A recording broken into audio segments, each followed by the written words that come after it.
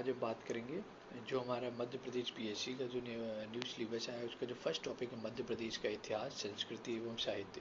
तो उसमें हमारा ये उसके अंतर्गत जो पहली हेडिंग है मध्य प्रदेश के इतिहास की महत्वपूर्ण घटनाएं और प्रमुख राज्य वंश, तो उससे हमने स्टार्ट किया है major events and major dynasty in history of Madhya Pradesh. तो आज इसमें जो हम बात करेंगे, ये जो हमारे इसमें फर्स्ट लेक्चर है, इसमें आज हम बात करेंगे एंशियंट हिस्ट्री ऑफ मध्य प्रदेश का प्राचीन इतिहास। तो आइए तो स्टार्ट करते हैं। तो अगर हम मध्य प्रदेश के इतिहास को बात करें, मध्य प्रदेश के प्राचीन इतिहास को देखिए, अब प्राचीन इतिहास में चाहे वो मध्य प्रदेश का हो या भारत का हो, तो उसमें सबसे पहली जो चीज़ आती है वो तीन चीज़ें आती हैं जो पढ़ने का वो रहता है। उसमें देखिए प्राग ऐतिहासिक काल, आद्य ऐतिहासिक काल और ऐतिहासिक काल। तो जो हमारे प्राग ऐतिहासिक काल था, जो कि प्राग ऐतिहासिक काल था, तो प्राग ऐतिहासिक काल कैसा काल होता है? तो प्राग ऐतिहासिक काल उस काल को कहते हैं जिसमें जो लिपि होती है हमारी, वो ना तो पढ़ी जा सकती थी और ना ही लिखी जाती थी। मतलब उसकी लिपि ना तो पढ़ी जाती थी उस टाइम और ना ही लिखी जाती थी। तो वो क्या कहलाता था? वो हमारा कहलाता था प्राग ऐतिहासिक काल। और प्राग ऐतिहासिक काल में अगर हम देखें कि मध्य प्रदेश के ऐसे प्रमुख कौन कौन से क्षेत्र हैं जो कि आद्य ऐतिहासिक काल में आते, तो कौन कौन थे ये? तो ये हमारे भीमबेटका और आदमगढ़ की जो गुफाएं और भीमबेटका, ये भीमबेटका कहाँ पर है? आपका मध्य प्रदेश के रायसेन जिले में, और आदमगढ़ आपके होशंगाबाद जिले में। नेक्स्ट अगर हम बात करें, अब हम बात करें आद्य ऐतिहासिक काल की। तो अगर हम आद्य ऐतिहासिक काल में बात करें तो आद्य ऐतिहासिक काल ऐसे काल को कहा जाता है जिसमें लिपि को लिखा तो गया था, उसकी लिखी तो गई थी लिपि, लेकिन उसको अभी तक पढ़ा नहीं गया है। लिखा गया था लेकिन उसको पढ़ा नहीं गया, तो उसको क्या बोलते थे? हम आद्य ऐतिहासिक काल बोलते थे। और अगर मध्य प्रदेश के संदर्भ में, अगर मध्य प्रदेश में देखेंगे आद्य ऐतिहासिक काल के प्रमुख स्थल कौन कौन से खोजे गए, तो ये नर्मदा सोन की घाटी, जो सोन घाटी है, वहाँ पर आद्य ऐतिहासिक काल के हमें साक्ष्य मिले हैं। नर्मदा घाटी के पास मिले कायथा, जो उज्जैन में है, वहाँ पर मिले हैं। तवा नदी में मिले हैं। और जो हमारी चंबल नदी घाटी है, वहाँ पर उसके साक्ष्य मिले। तो आद्य ऐतिहासिक काल के हमें कहाँ पर मिले? ज़्यादातर घाटियों में मिले, नदी घाटियों में मिले। इनको विस्तार से आगे बात करेंगे। और अगर नेक्स्ट अगर हम देखें तो ये है हमारा ऐतिहासिक काल। अगर ऐतिहासिक काल की बात करें, ऐतिहासिक काल की बात करें तो ऐतिहासिक काल कौन सा काल होता है? ऐतिहासिक काल ऐसे काल होते हैं जिनको हम इतिहास का क्रमबद्ध जानकारी मिलती है, जिनमें लिपि को लिखा भी गया है और लिपि को जिसे हम पढ़ते भी हैं आज, और पढ़ा भी जा सकता है। तो ऐसे कालों को हम बोलते हैं आद्य ऐतिहासिक काल। जैसे कि इसका इतिहास मतलब जो कि हम मध्य प्रदेश में पढ़ सकते हैं। मध्य प्रदेश या भारत में जिस भी इतिहास से जब से हमने पढ़ना चालू किया है उसको हम आद्य ऐतिहासिक काल बोलते हैं। इसमें क्या होता है कि हम इसमें इतिहास को क्रमबद्ध तरीके से पढ़ना स्टार्ट करते हैं, जिससे हमें सारे साक्ष्य मिलते हैं और वो जो भी हमारा वंश रहा होगा या जो भी हमें उसके बारे में हमें पता चलता है, तो उसको हम बोलते हैं ऐतिहासिक काल। तो आइए नेक्स्ट स्टार्ट करें। अगर हम ये देखें कि देखिए इंपॉर्टेंट कुछ देख लेते हैं कि 16 महाजनपदों में, जो 16 महाजनपद थे उसमें से मध्य प्रदेश में केवल 2 थे। पहला अवंती और दूसरा चेदी। जो अवंती का क्षेत्र था मध्य प्रदेश में, वो दो भागों में बटा हुआ था, उत्तरी अवंती और दक्षिणी अवंती।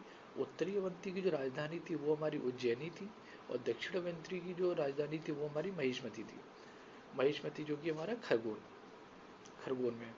दूसरी हमारी जो चेदी जो है महाजनपद थी मध्य प्रदेश में, तो चेदी जो महाजनपद थी उसकी जो बुंदेलखंड वाला एरिया था उसको बोलते थे, और उसकी राजधानी क्या थी? उसकी राजधानी थी शुक्तिमती।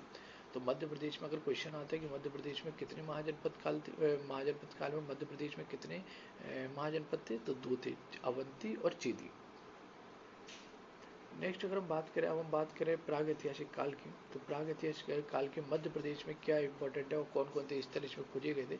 तो मध्य प्रदेश में छनेरी जो कि खंडवा में है, वो प्राग ऐतिहासिक कालीन स्थल है। उसके बाद महेश्वर जो कि हमारा खरगोन में, बरखेड़ा और महेश्वर हमारे जो प्राग ऐतिहासिक काल स्थल है वो कहाँ पर है? खरगोन में। आदमगढ़ कहाँ पर है? हमारा होशंगाबाद में। मंदसौर, सागर आदि जिलों से हमें प्राग ऐतिहासिक काल की साक्ष्य मिले हैं।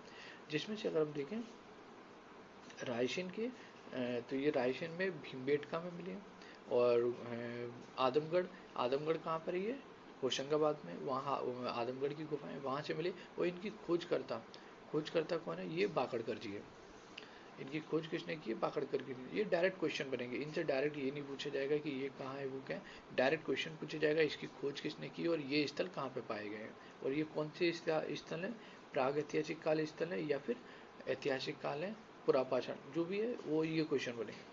नेक्स्ट अगर हम देखें पुरापाषाण काल, अगर हम पुरापाषाण काल में देखें और मध्य प्रदेश में विशेष कर देखें तो जो HD शंकलिया जी थे, HD शंकलिया जी के नेतृत्व में, HD शंकलिया और RB जोशी के नेतृत्व में नर्मदा घाटी में इसकी खोज उत्खनन किया गया था, नर्मदा घाटी क्षेत्र में। वहाँ से हमें और मानव जो खोपड़ी मिली है, ये क्वेश्चन एक दो बार आया भी है कि जो मानव की खोपड़ी मिली है, इसके मानव खोपड़ी के साक्ष्य में कहाँ से मिली है, तो ये हमें नरसिंहपुर से मिले, नर्मदा घाटी क्षेत्र के नरसिंहपुर से हमें मानव खोपड़ी की साक्ष्य मिले और ये किसने खोज की थी? HD शंकलिया और RB जोशी जी ने। नेक्स्ट अगर हम देखें कि जो ग्वालियर क्षेत्र है, ग्वालियर क्षेत्र में खोज किसने की थी, तो ये BB लाल जी ने की थी।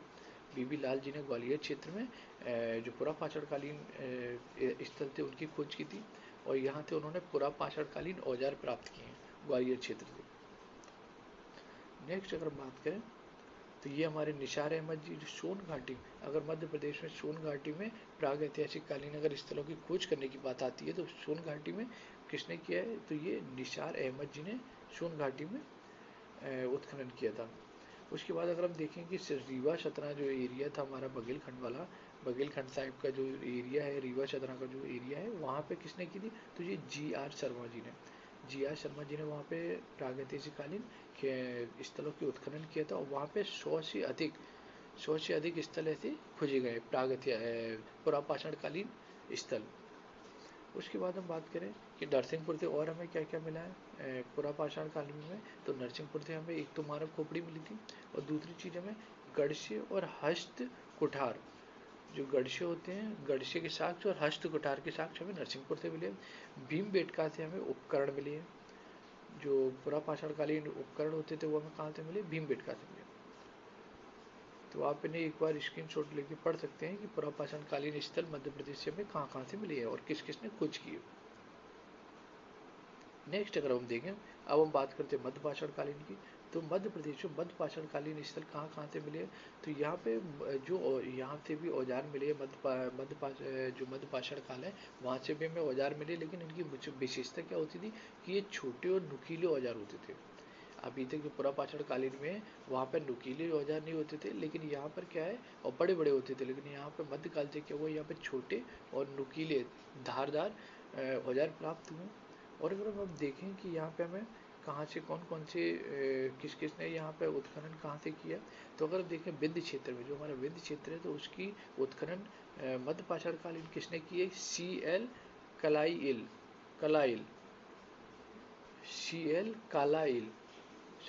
CL कालाइल ने विंध्य क्षेत्र में हमारे ने उत्खनन किया था मध्यपाषाणकालीन।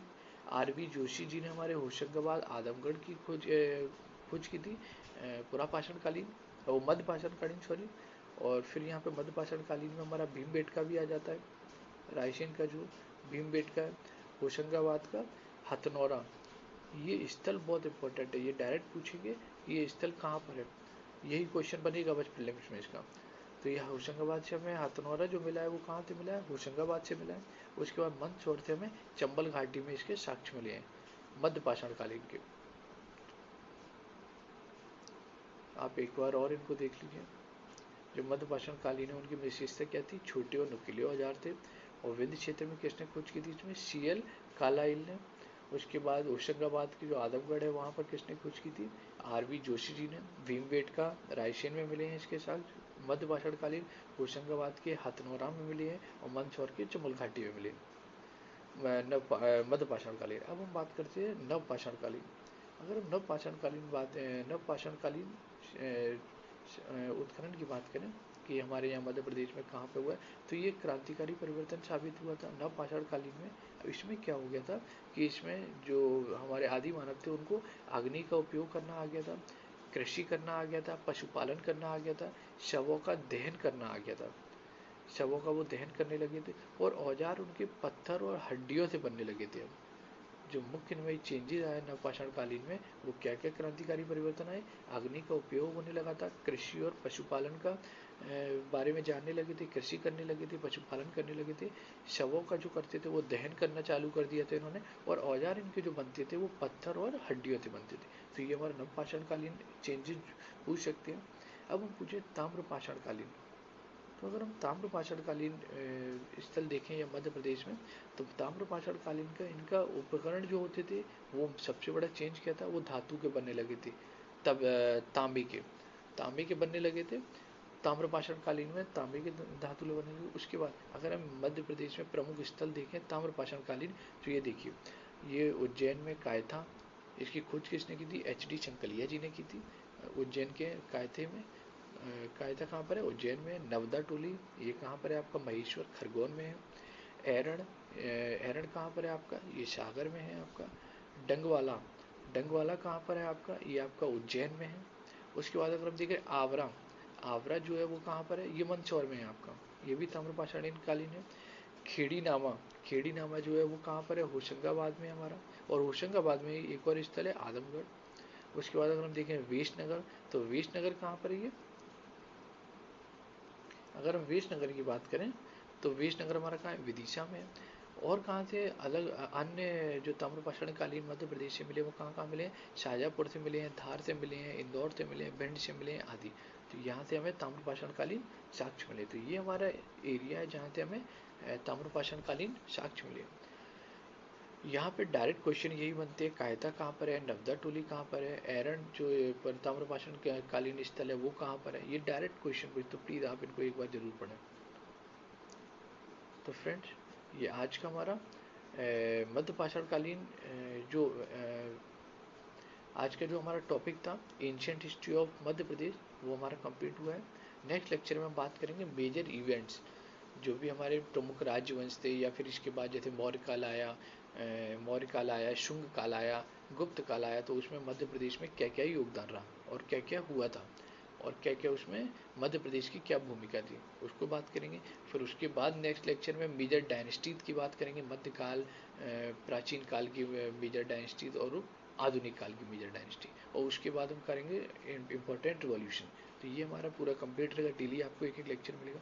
फ्रेंड्स, मैं आपसे फिर से एक बार बोल रहा हूँ कि आप प्लीज़ हमारे जो इंस्टाग्राम ग्रुप है इंडिपेंडेंट/स्टडी 365, आप उसको ज़रूर ज्वाइन कीजिए। उसमें डेली अपडेट आपको मिल रहा है और सारी इन्फॉर्मेशन जो रहती है उसमें आपको मिल जाएगी। और स्पोर्ट्स मैंने उसमें बहुत कुछ कवर करा दिया है। स्पोर्ट्स का जो था इसमें भी हम एक लेक्चर में पूरा कंप्लीट करा देंगे। जैसे इंडियन स्पोर्ट्स कंप्लीट कराएंगे, उसके इंस्टीट्यूशन कंप्लीट कराएंगे, उसके अवार्ड्स कंप्लीट कराएंगे, तो ये एक लेक्चर में करा देंगे, एक या दो लेक्चर में। उसके बाद जो मध्य प्रदेश का लेक्चर रहेंगे, मध्य प्रदेश का स्पोर्ट्स रहेगा, वो भी मैं एक लेक्चर में करा दूंगा, वो भी कंप्लीट हो गया है। मध्य प्रदेश के इंपॉर्टेंट इंस्टीट्यूशंस, उसके इंपॉर्टेंट स्पोर्ट्स, इंपॉर्टेंट प्रतियोगिताएं और important awards. Thank you friends.